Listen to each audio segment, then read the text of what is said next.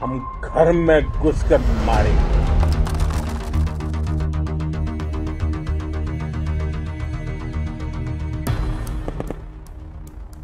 পশ্চিমা বিশ্বের রাজনৈতিক কৌশল এখন আর ইউক্রেন, সিরিয়া কিংবা আফগানিস্তানের মতো যুদ্ধ বিধ্বস্ত অঞ্চল নিয়েই সীমাবদ্ধ নেই।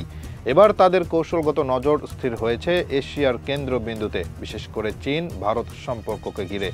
রাশিয়ার পররাষ্ট্রমন্ত্রী সের্গেই লাভরভ স্পষ্ট ভাষায় জানিয়েছেন, পশ্চিমা দেশগুলো সচেতনভাবে চীন ও ভারতের মধ্যকার সম্পর্ককে উত্তপ্ত করতে চাইছে, যাতে দুটি উদীয়মান পরাশক্তি পরস্পরের সঙ্গে সংঘাতে জড়িয়ে পড়ে এবং সেই সুযোগে পশ্চিমা শক্তিগুলো এশিয়ার উপর নিজেদের আধিপত্য আরও গভীর করতে পারে। পশ্চিমাদের ডিভাইড অ্যান্ড রুল নীতি নতুন করে আবৃত্তি হচ্ছে ইন্দো প্রশান্ত মহাসাগরীয় অঞ্চলে। চীন ও ভারত, যারা দীর্ঘদিন ধরে সীমান্ত, জলসীমা ও বাণিজ্যিক প্রভাব বিস্তার নিয়ে প্রতিযোগিতায় লিপ্ত, তারা যদি পরস্পরের বিরুদ্ধে যুদ্ধে জড়িয়ে পড়ে, তাহলে একাধিক গ্লোবাল পাওয়ার ব্লক, বিশেষ করে যুক্তরাষ্ট্র ও ইউরোপীয় ইউনিয়ন, তাৎক্ষণিকভাবে সেই সংঘাতকে ব্যবহার করতে পারবে অর্থনৈতিক, সামরিক ও কূটনৈতিক প্রভাব সম্প্রসারণের জন্য। এই প্রেক্ষাপটে রাশিয়ার অবস্থান স্পষ্ট। মস্কো চায় না চীন ভারত যুদ্ধে জড়াক, কারণ একদিকে চীন রাশিয়ার কৌশলগত, অর্থনৈতিক ও সামরিক মিত্র, অন্যদিকে ভারত রাশিয়ার বহু পুরনো অস্ত্র ক্রেতা ও আঞ্চলিক অংশীদার। দুই দেশই যদি একে অপরের সঙ্গে সংঘাতে লিপ্ত হয়, তাহলে রাশিয়ার পুরো এশিয়া ভিত্তিক কূটনৈতিক নেটওয়ার্ক ক্ষতিগ্রস্ত হবে এবং পশ্চিমারা সেই ফাঁককে কাজে লাগিয়ে রাশিয়াকেও পরস্পর বিচ্ছিন্ন করার নতুন সুযোগ পাবে। ভারতের প্রধানমন্ত্রী নরেন্দ্র মোদী ও চীনের প্রেসিডেন্ট শি জিনপিং এই মুহূর্তে আন্তর্জাতিক রাজনীতিতে নিজেদের গ্লোবাল ইমেজ নির্মাণের দৌড়ে রয়েছেন। মোদী বিশ্বগুরু ভারত প্রচারণার মাধ্যমে ভারতের আঞ্চলিক আধিপত্য প্রতিষ্ঠা করতে চাচ্ছেন।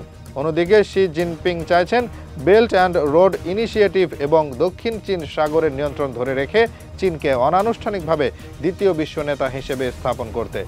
এই দুটি অভিলাষের সংঘর্ষের কেন্দ্রে রয়েছে সীমান্ত, বাণিজ্যিক বন্দর এবং কৌশলগত অঞ্চলগুলো। কিন্তু এই সংঘর্ষ স্বতঃস্ফূর্ত নয়, বরং বহির্বিশ্ব থেকে চূড়ান্তভাবে ইঞ্জিনিয়ার করা।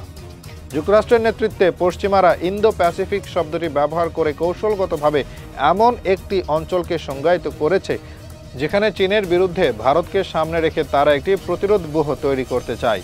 এই ইন্দো প্যাসিফিক ধারণা মূলত একটি ভূ রাজনৈতিক ফ্রেমওয়ার্ক, যা ন্যাটোর বিকল্প হিসেবে এশিয়ায় একটি নতুন সামরিক সংহতির সূচনা করতে চায়। লাভরভের ভাষায়, পশ্চিমারা চায় ভারত এবং চীন পরস্পরের শক্তি খরচ করুক। এতে ভারত দুর্বল হবে সামরিক এবং চীন দুর্বল হবে অর্থনৈতিকভাবে। আর এই দুই মহাশক্তিকে পরস্পরের বিরুদ্ধে খরচ করিয়ে যে শূন্যতা তৈরি হবে, সেখানে প্রবেশ করবে যুক্তরাষ্ট্র এবং তার সহযোগী রাষ্ট্রগুলো। এশিয়ার প্রতিটি আঞ্চলিক সংস্থা, বিশেষ করে আসিয়ানকে কেন্দ্র করেও। রাশিয়া বলেছে, পশ্চিমারা আসিয়ানকে নির্বিষ করতে চাইছে, যাতে দক্ষিণ পূর্ব এশিয়ার দেশগুলো আর কোনো সম্মিলিত নিরাপত্তা কাঠামোতে নিজেদের সুরক্ষা করতে না পারে। অর্থাৎ চীন ও ভারত যুদ্ধ বাঁধলে ক্ষতিগ্রস্ত হবে ভিয়েতনাম, ইন্দোনেশিয়া, ফিলিপাইন, মালয়েশিয়া, এমনকি বাংলাদেশ ও নেপালের মতো দেশও। চীন যদি ভারতের সঙ্গে সরাসরি সামরিক সংঘাতে জড়ায়, তাহলে তার অর্থনৈতিক শক্তি যাবে প্রতিরক্ষা খাতে। আমদানি রপ্তানির ভারসাম্য ভেঙে পড়বে। অথচ চীন এখন ইউরোপ ও মধ্যপ্রাচ্যে তাদের প্রযুক্তি ও অবকাঠামো রপ্তানির দৌড়ে শীর্ষে। অন্যদিকে ভারত যদি চীনের সঙ্গে যুদ্ধ বাধায়, তাহলে প্রথম ধাক্কা যাবে তার জ্বালানি, সেমিকন্ডাক্টর ও টেলিকম খাতে, কারণ এই তিনটি খাতে ভারত এখন চীনের উপর নির্ভরশীল। এই সুযোগটাই ব্যবহার করতে চায় পশ্চিমারা। যুদ্ধ লাগলে তারা দুই পক্ষকে অস্ত্র বিক্রি করবে, কূটনৈতিক মধ্যস্থতার নামে তাদের রাষ্ট্রপ্রধানদের নিজেদের রাজধানীতে ডাকবে এবং সবশেষে যুদ্ধ শেষে পুনর্গঠন সহায়তার নামে তাদের অর্থনীতি ও নিরাপত্তায় হস্তক্ষেপ করবে। এটি সেই পুরনো উইন উইন স্ট্র্যাটেজি, যেখানে যুদ্ধ করে মরবে এশীয়রা আর মুনাফা তুলবে পশ্চিমা কর্পোরেশনগুলো। রাশিয়ার বার্তা তাই এশিয়ার সকল রাষ্ট্রের জন্য সতর্ক বার্তা। চীন ও ভারত যদি আজ একে অপরের বিরুদ্ধে মুখ ঘুরিয়ে নেয়, তাহলে পুরো এশিয়ার উপর পতিত হবে পশ্চিমা আধিপত্যের নতুন ছায়া। রাশিয়ার পররাষ্ট্রমন্ত্রী সের্গেই লাভরভ যখন চীন ভারত উত্তেজনার বিষয়ে প্রকাশ্যে মুখ খুললেন, তখন দক্ষিণ এশিয়া নিরাপত্তা বিশ্লেষকদের সামনে এক গভীর প্রশ্ন স্পষ্ট হয়ে উঠেছে। ভারতের সামরিক প্রস্তুতি কি আদৌ চীনের বিরুদ্ধে আত্মরক্ষার কৌশল, নাকি তা পশ্চিমাদের পূর্ব পরিকল্পিত এক সংঘর্ষের অজান্তে অংশীদার হয়ে ওঠা? এই প্রশ্নের উত্তর খুঁজতে গেলে সাম্প্রতিক ভারতীয় সামরিক আন্দোলন, বিদেশি অস্ত্র চুক্তি ও কৌশলগত অংশীদারত্ব চিত্র গভীরভাবে পর্যালোচনা করতে হবে। 2019 সালে ইন্দো প্যাসিফিক কৌশলের ঘোষণা দেওয়ার পর থেকে ভারত তার সামরিক ব্যয়ের বড় অংশ যুক্তরাষ্ট্র, ফ্রান্স ও ইসরায়েলের সঙ্গে প্রতিরক্ষা চুক্তিতে ব্যয় করেছে। এর মধ্যে রয়েছে অত্যাধুনিক রাফায়েল যুদ্ধবিমান, S-400 ক্ষেপণাস্ত্র ব্যবস্থা, অ্যাপাচি হেলিকপ্টার এবং ট্রায়াডিক নৌ কৌশল। অথচ এসব প্রযুক্তির ব্যবহার আঞ্চলিক প্রভাব বিস্তারে পরিকল্পিত। চীনের বিরুদ্ধে সরাসরি যুদ্ধের সক্ষমতা গড়ে তোলার আগেই ভারত কোয়াড এর সদস্য হয়েছে, যার অন্য সদস্য হল যুক্তরাষ্ট্র, জাপান ও অস্ট্রেলিয়া, যারা প্রত্যেকেই চীন বিরোধী অবস্থানে সক্রিয়। এ বাস্তবতায় প্রশ্ন ওঠে, ভারতের কি আসলে যুদ্ধের প্রস্তুতি আছে, নাকি পশ্চিমা কৌশল নির্ভর আভাস ভিত্তিক উত্তেজনার কুশপুতুলে পরিণত হয়েছে? রাশিয়ার আশঙ্কা এখানেই, যদি চীন ও ভারত একটি সীমিত সংঘর্ষে জড়িয়ে পড়ে তাহলে তাৎক্ষণিকভাবে পশ্চিমারা দুদিক থেকেই তাদের কৌশলিক সম্পৃক্ততা বাড়িয়ে তুলবে। যেমন যুক্তরাষ্ট্র ভারতকে সামরিক সহায়তা ও গোয়েন্দা তথ্য দেবে, অন্যদিকে দক্ষিণ চীন সাগরে তাদের নৌবাহিনী পাঠাবে চীনের উপর চাপ বাড়াতে। এতে ভারত চীনের সঙ্গে দ্বন্দ্বে জড়িয়ে পড়লেও চীন বাধ্য হবে একাধিক ফ্রন্টে প্রতিক্রিয়া দিতে। এর ফলাফল যুদ্ধের বিস্তৃতি, দীর্ঘায়ন এবং উভয় দেশের অভ্যন্তরীণ অর্থনীতি ও স্থিতিশীলতার উপর চরম ধ্বংসাত্মক প্রভাব। এক্ষেত্রে বাংলাদেশের মতো দেশগুলোর অবস্থানও নিরাপদ নয়, কারণ ভারতের সঙ্গে বাংলাদেশের 4000 কিলোমিটারের বেশি স্থল সীমান্ত রয়েছে এবং চীন বাংলাদেশের দ্বিতীয় বৃহত্তম বাণিজ্যিক অংশীদার। চীন ভারত যুদ্ধ বাঁধলে বাংলাদেশের উপর কৌশলগত ও কূটনৈতিক চাপও বেড়ে যাবে। প্রথমত, ভারতের সঙ্গে লাইন অফ অ্যাকচুয়াল কন্ট্রোল অঞ্চলে যদি পূর্ণাঙ্গ সংঘর্ষ শুরু হয় তাহলে বাংলাদেশে ভারতীয় প্রতিরক্ষা সরঞ্জাম পরিবহনের জন্য চাপ তৈরি হবে। চীন এই পরিবহন লাইনের উপর নজরদারি বাড়াতে পারে এবং রেল সড়ক প্রকল্পের গতিপথেও হস্তক্ষেপ করতে পারে।